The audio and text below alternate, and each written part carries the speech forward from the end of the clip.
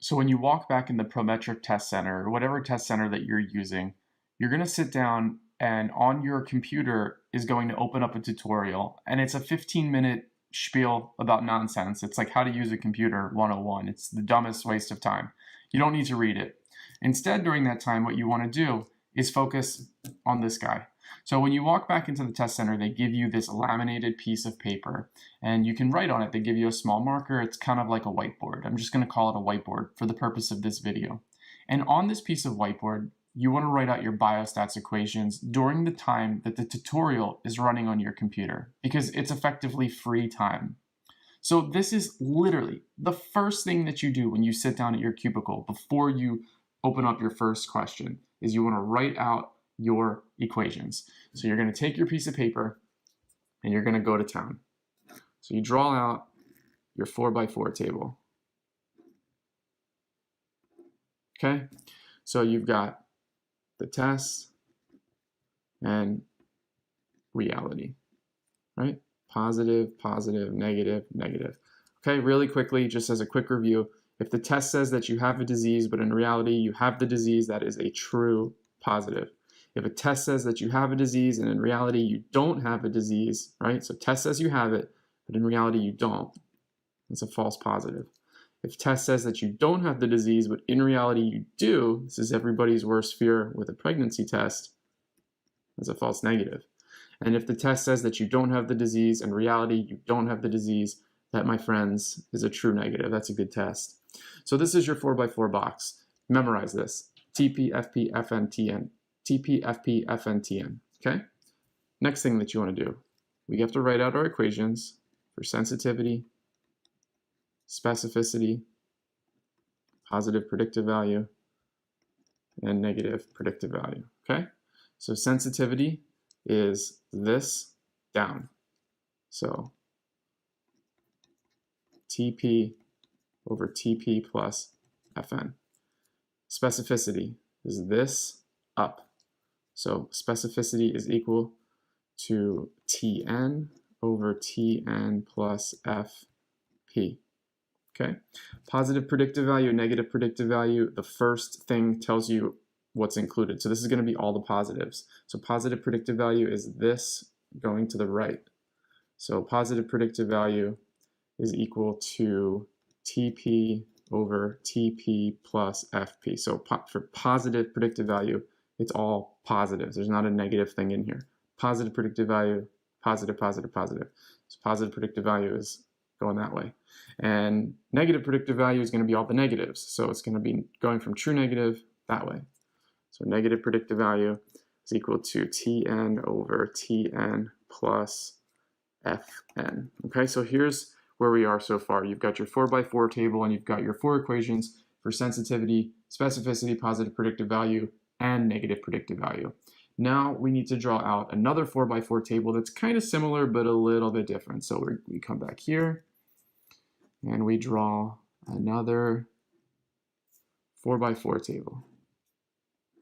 This one, instead of true positive and negative and all that stuff, what we want to do is just use letters, okay? So we've got A, B, C, D, right? Easy. A, B, C, D.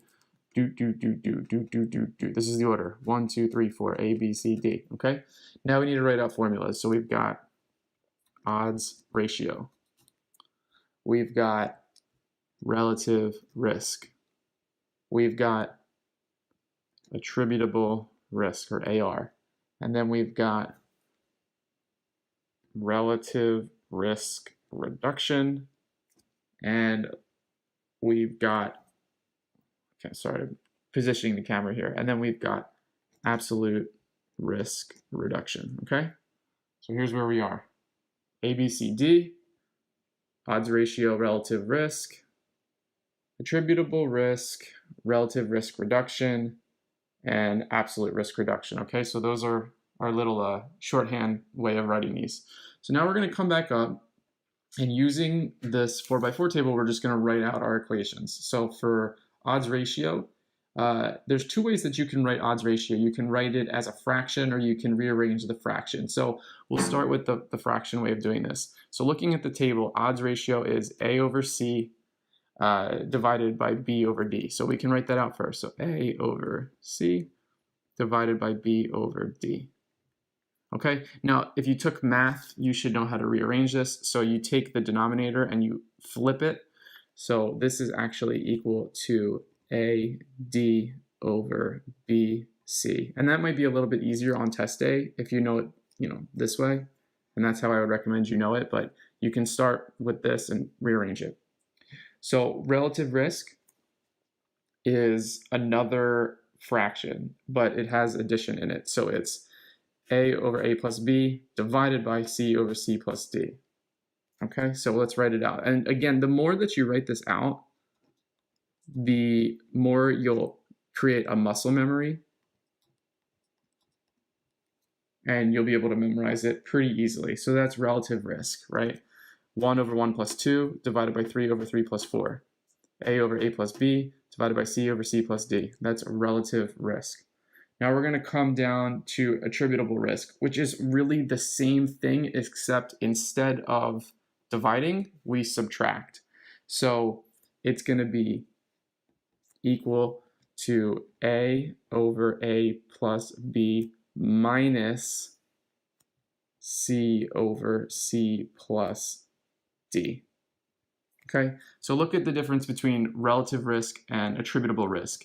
It's always A over A plus B and C over C plus D. The question is, do you divide them or do you subtract them? Okay, so it's this 1 over 1 plus 2 minus 3 over 3 plus 4 for attributable risk. And if you pause for a second and think about it, how much of the risk of disease is attributable to this? Because again, this is having the disease.